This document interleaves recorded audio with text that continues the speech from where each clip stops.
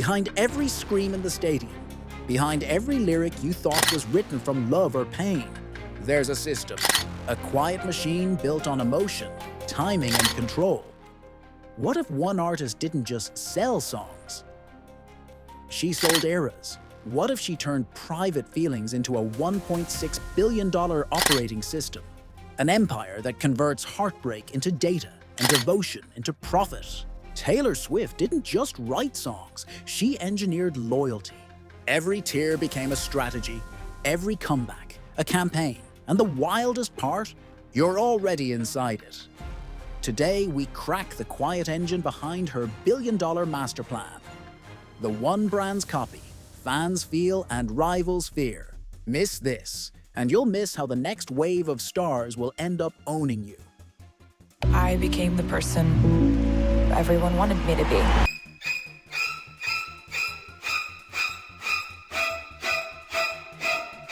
We'd finish writing a song, and like a sound guy would be like, that's a really good song.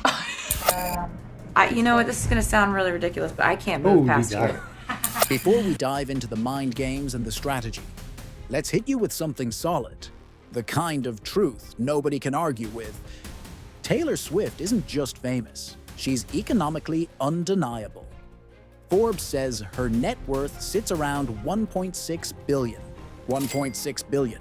And get this, the Eras Tour didn't just break records, it broke the scale itself.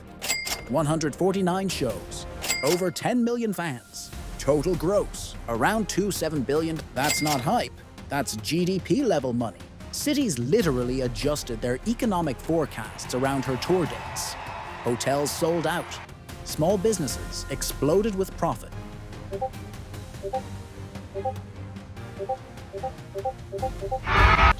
Even governments tracked the Taylor effect. That's not a concert tour.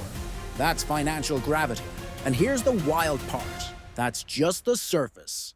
Because behind those record-breaking numbers is a machine so calculated, so psychologically advanced, that even Wall Street analysts can't fully explain how she pulled it off. But don't worry. In about 30 seconds, you'll see exactly how she built it. Stay with me, because what comes next is where the magic turns into strategy. Taylor Swift is a pick-me and doesn't actually care about anyone other than herself. I think they're great.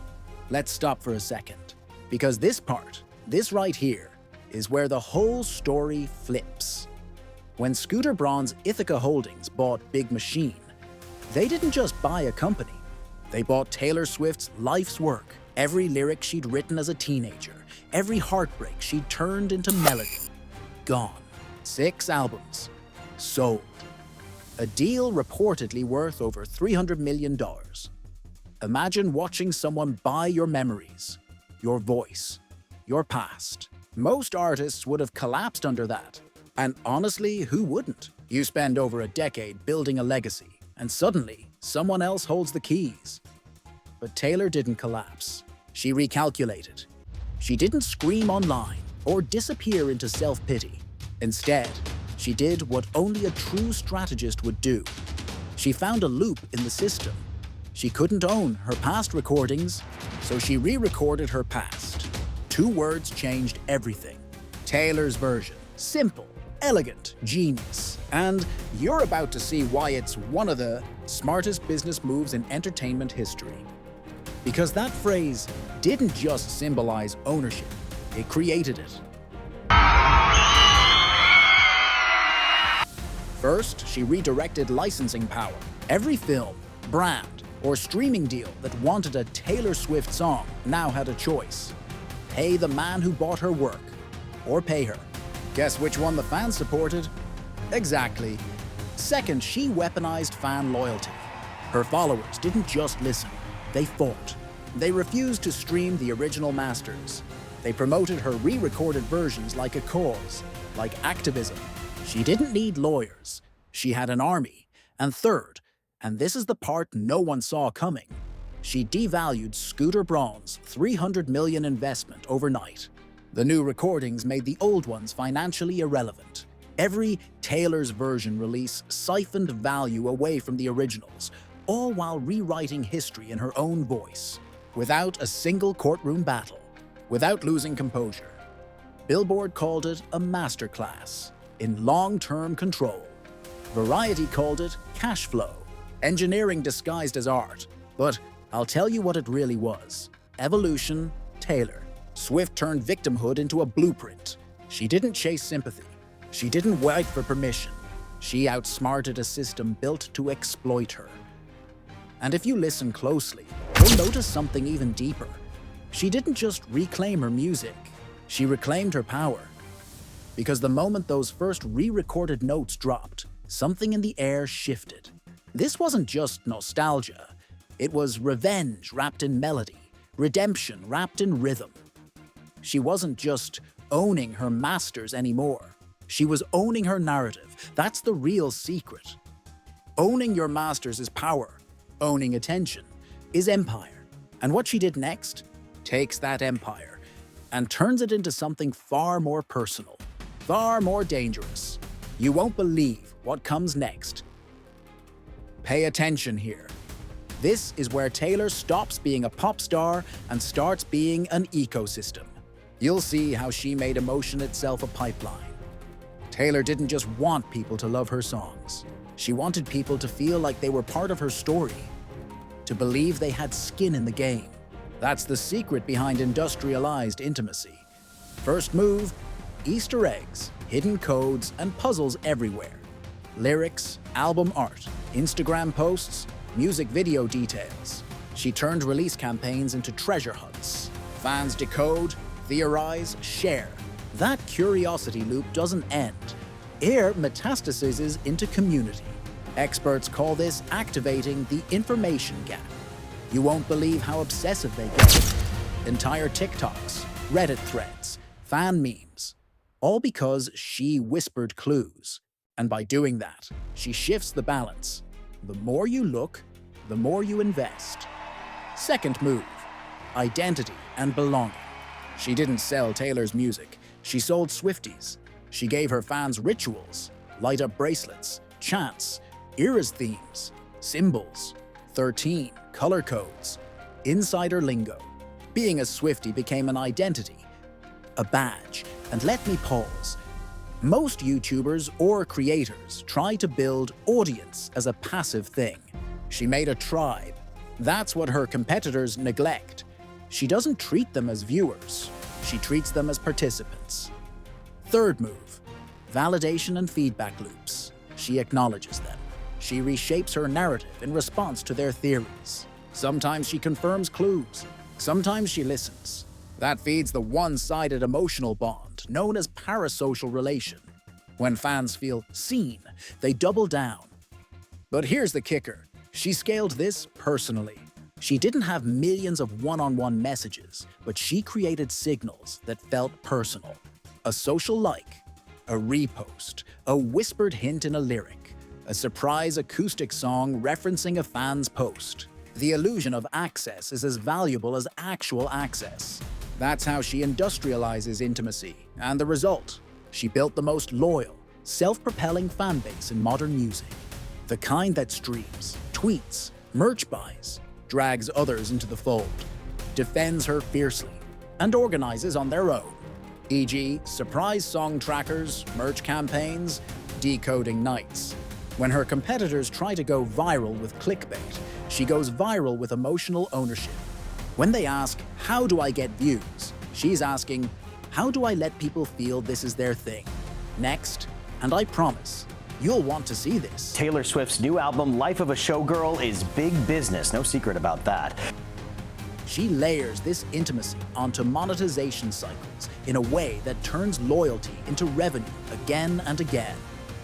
All right, lean in, because this is where the game turns from smart to almost unreal. You think Taylor's success is talent, luck, or just good music? No, it's timing. Ruthless, mathematical, almost prophetic timing. Every album drop, every public silence, every scandal, every appearance. It's not random. It's patterned. It's a rhythm. And she plays it better than anyone alive. Let me show you. Whenever her name starts to fade from headlines, boom, she reappears. Maybe it's a cryptic Instagram post, a lyric leak, a sudden collab, or, casually showing up at an NFL game and turning an entire sports industry upside down. The timing always hits, right before an album, right before a documentary, right before a re-recording, and you won't believe this. The data backs it up. Streaming spikes, merch sells out, tour ticket searches skyrocket within hours. Coincidence? Not a chance. Because here's what most people miss. Taylor's team doesn't just release music, they control momentum. Think about it. The Kanye incident? Perfectly timed victim-to-victor narrative. The silence after the Reputation backlash. Strategic withdrawal. Her sudden political statement in 2018? Timed right as the industry shifted toward activism. Every mistake becomes a marketing lever. Every scandal becomes a season. It's not chaos. It's choreography, and this is where it gets crazier. Even her relationships follow the rhythm. The highs, the heartbreaks, the engagements, the disappearances, all perfectly orbiting around album cycles. I'll explain how that works in a minute. And trust me, it's wild. But here's the deeper point. Taylor has built her career on predictable unpredictability. She knows when to flood the internet, and when to vanish, when to whisper, and when to roar. That contrast creates tension, and tension is currency. Her silence makes you scroll. Her return makes you scream. And that emotional pendulum, it keeps you hooked. You know that saying timing is everything? For Taylor, it's not a saying. It's a strategy. Because when attention is the new oil, timing is the refinery, and she refines it into gold every single time. But here's where it gets even deeper, because the next part isn't just about when she moves, it's about how she makes the entire world move with her. Stay close, because in the next few minutes, you'll see how one woman hijacked global industries, from the NFL to Wall Street, just by showing up. All right, if you thought timing was wild, buckle up, because what happens next doesn't just break music, it hijacks the economy. You've seen singers sell out arenas. You've seen influencers move products. But have you ever seen one woman shift the NFL's audience demographics in real time? You're about to. It started like a casual love story. A pop icon dating a football star. Cute, right? But look closer, because that cute headline just reprogrammed an entire industry's marketing model. Within weeks of Taylor Swift appearing at Chiefs games, the numbers went insane. Female viewership jumped by over 60% in key demographics. Teen girl viewership, up 53%, jerseys sold out. Stadium tickets surged. The Chiefs gained over $300 million in brand value, just from her showing up. That's not celebrity gossip. That's market manipulation through charisma. And here's the craziest part. She didn't have to say a word. She just existed in the shot. Every time the camera cut to her face, ratings spiked. Brands scrambled to adjust campaigns. Even the NFL changed its social strategy, swapping highlight reels for swift reaction shots. What singer has ever done that? None. Ever. And wait, because this gets even deeper. Taylor wasn't just boosting the game was boosting her. Think about it. Her tour was dominating global headlines. Her re-recordings were climbing charts. And then, bam! Suddenly she's connected to America's biggest male-dominated industry. Feminine energy invades masculine territory. Instantly, she owns both markets. Coincidence? Come on, you think that timing was accidental? No chance. This was synergy at billionaire scale. The album Roll Out, the love story, the NFL spotlight, all moving in perfect rhythm, like one long, perfectly planned commercial that no one realized they were watching. The result? Over $1 billion in cross-industry value creation. TV networks, advertisers, streaming platforms, merch brands, Even cities that hosted her shows profited. Taylor Swift had become an economic ecosystem, a walking superbrand whose presence rewired global consumer behavior. And here's the teaser. Because what happens next? It's even scarier. She doesn't just influence trends anymore. She owns them. In the next section, we're going to peel back how she turned loyalty itself into currency, and why the next wave of billionaires won't be CEOs. They'll be storytellers. You ready for that? Because once you see how deep it goes, you'll never look at fame the same way again. You've seen how she built the storm. You've seen how she owns attention, emotion, and timing like they're ingredients in a billion-dollar recipe. But the real question is, how did she do it so cleanly? And more importantly, how can you use the same psychology without the stadiums, the money, or the fame? So let's break it down. First, ownership. Every creator needs a Taylor's version. Something that's yours in a world that tries to own everything. Maybe it's your voice, your format, your ideas. Stop building castles on rented land, because if a platform, employer, or label can take it away, it was never truly yours. Taylor didn't cry about what she lost. She rebuilt it from scratch. That's your move. Second, emotional architecture. She doesn't sell music. She sells meaning. Every era has color, tone, texture. You feel it before you understand it.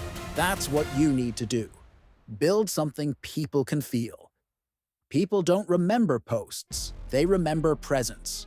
Create patterns, symbols, a story that's bigger than the product. Because mystery is a form of oxygen. Third, control your timing.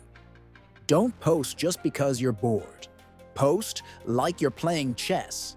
Drop things when curiosity is peaking, not when noise is highest. Silence can be louder than sound if you use it strategically. Taylor knows when to vanish. That's why every comeback hits like thunder. Fourth, build a world, not an audience. Swifties aren't fans. They're citizens of a universe she built from emotional bricks. Your job isn't to gain followers. It's to design belonging. Give your people something to decode, defend, and identify with. That's how admiration turns into movement. Fifth, and this one hurts, protect the human underneath. Because if you use these tools wrong, they'll own you. Taylor's empire works because she's the architect and the product. That duality is dangerous. You can master the system, but it will always demand a piece of you. And here's the paradox. What made her untouchable was never luck or fame. It was self-awareness. She knew the rules were rigged, and she learned how to rewire them. That's the real billion-dollar master plan. So, whether you're building a business, a brand, or a movement, remember this. The next empire won't be built on products. It'll be built on perception. And the ones who win won't just have fans. They'll have followers who believe they're part of the story. Just make sure the story still belongs to you. You know what's wild? For all the strategy, the money, the psychology, and the headlines, what really built Taylor Swift's empire wasn't fame, it was awareness. She saw the trap before it closed. The contracts, the ownership, the narratives designed to cage her. And instead of fighting the machine, she learned how to become it. But here's the part no one talks about. You and I are in the same system. Every time you scroll, like, stream, or share, someone, somewhere, is profiting from your attention. Taylor just figured out how to turn that spotlight inward, how to own what everyone else gives away for free. And maybe that's the real billion-dollar lesson. The world will always try to monetize your emotions. Your power is deciding who gets paid. So before you click away, ask yourself, what's your version of Taylor's version? What's the thing that no one can take from you? Because you built it in your own name, with your own rules. Think about that. Because the age of fame is over. The age of ownership just began. And if you want to understand how people like Taylor Beyoncé, or Musk bend the attention economy to their will. Stay here. You're about to see exactly how the next generation of icons is rewriting the playbook, one move at a time. Subscribe, stay sharp, and never give your power away again.